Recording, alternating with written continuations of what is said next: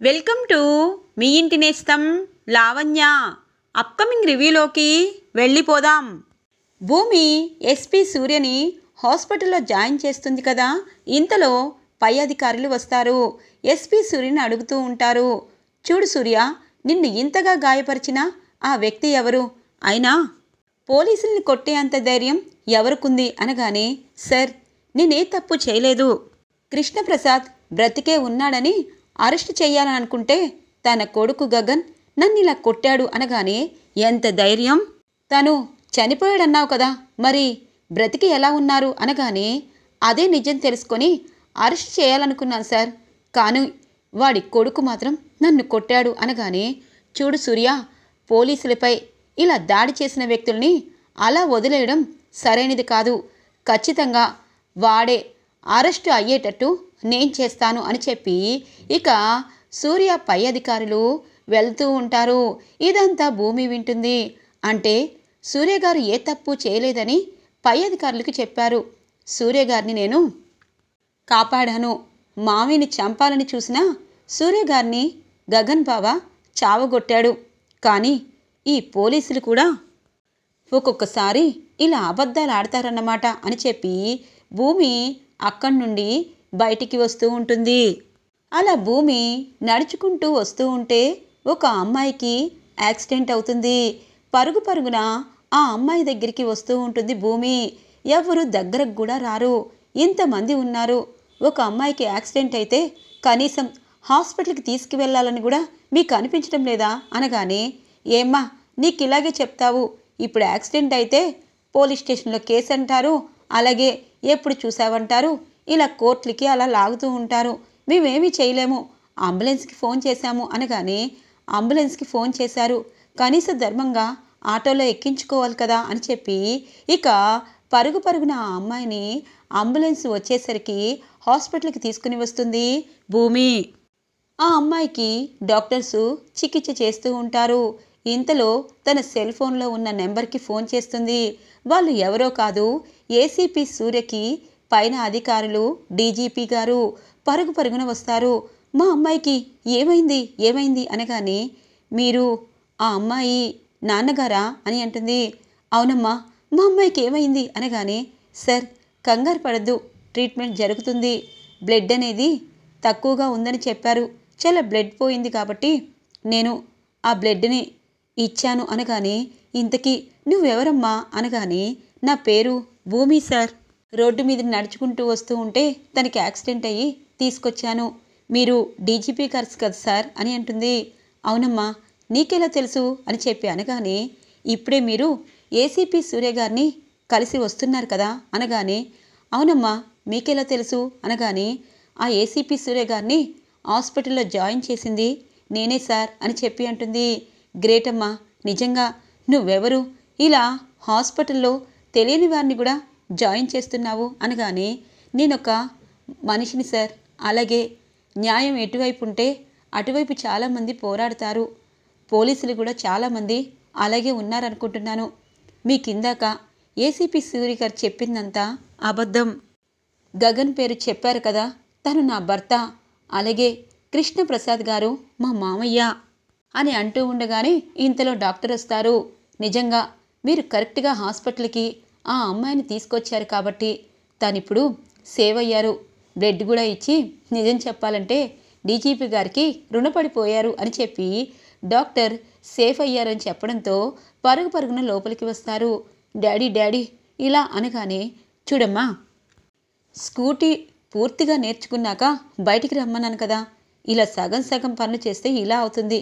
చూడు భూమి, ఈ అమ్మాయి నీకంటే కొంచెం పెద్దుంటుంది, కానీ తనకి అన్నీ తెలుసని అనిపిస్తుంది అనగానే, థ్యాంక్ యూ అక్క అని అంటూ ఉంటుంది ఆ అమ్మాయి.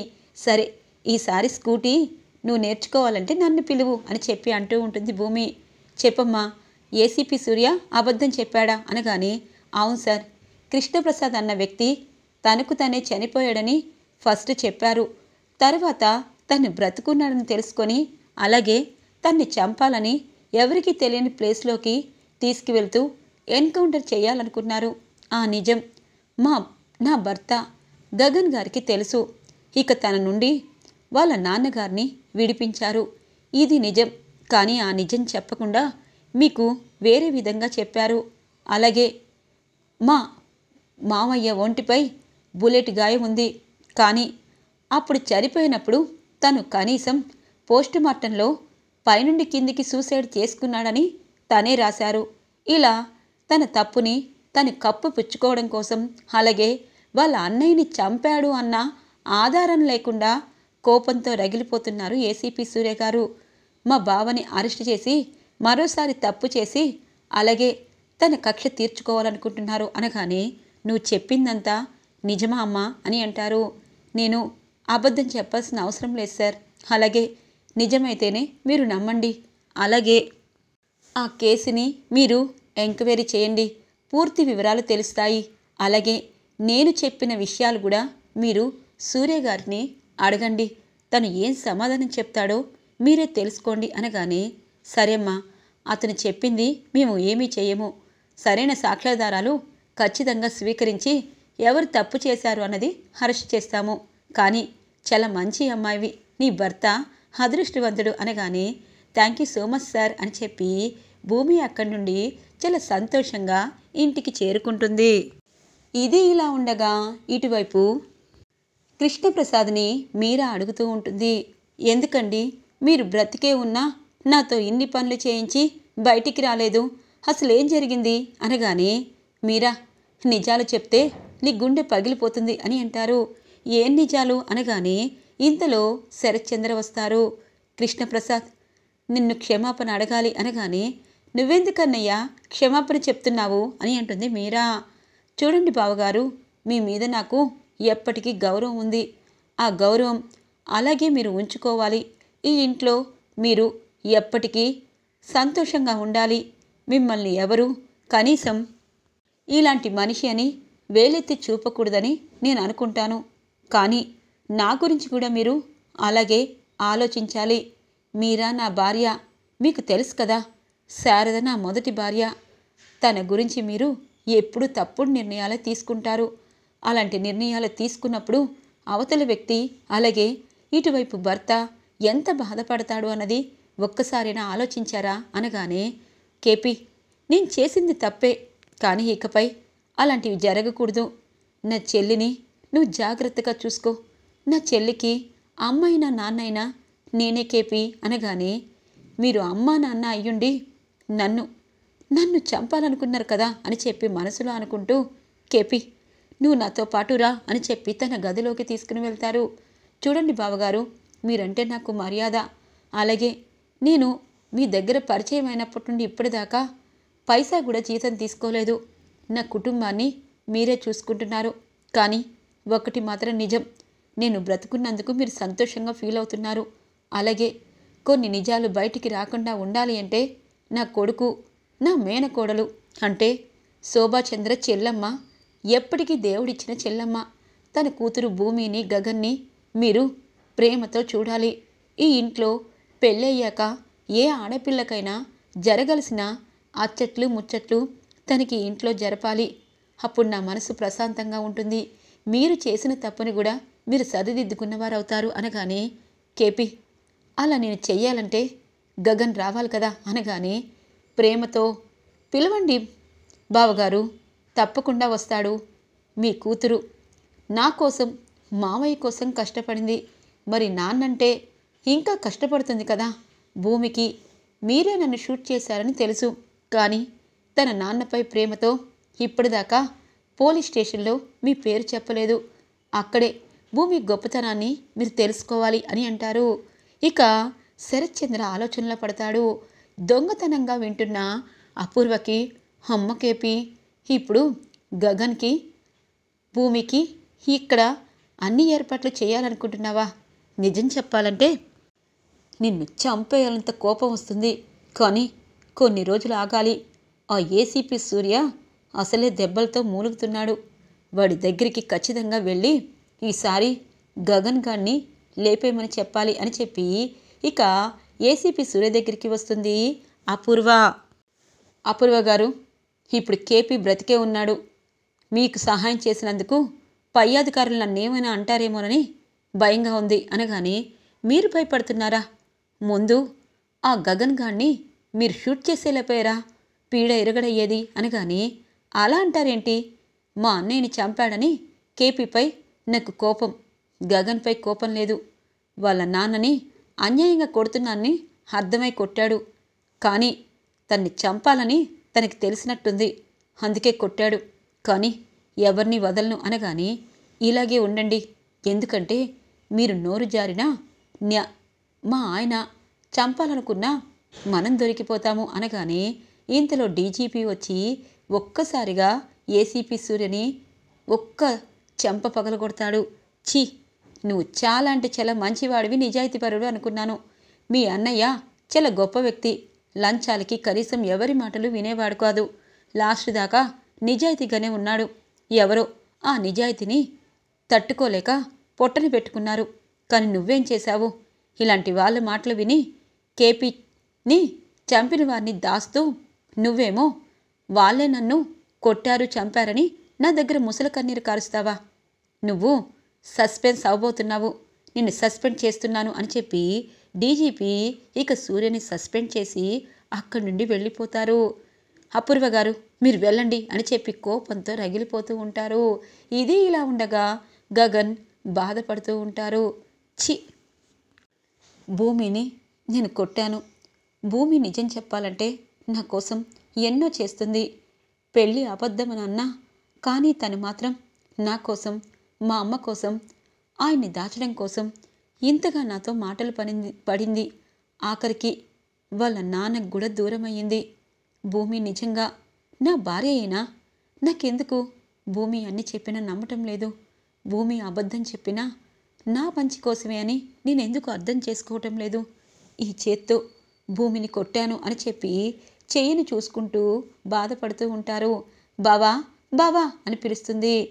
అత్తయ్య, పూర్ణి, శివ ఎక్కడికి వెళ్ళారు అనగానే, వాళ్ళు ముగ్గురు గుడికి వెళ్ళారులే అనగానే, బావా ఏంటి నువ్వు డల్గా ఉంటావు?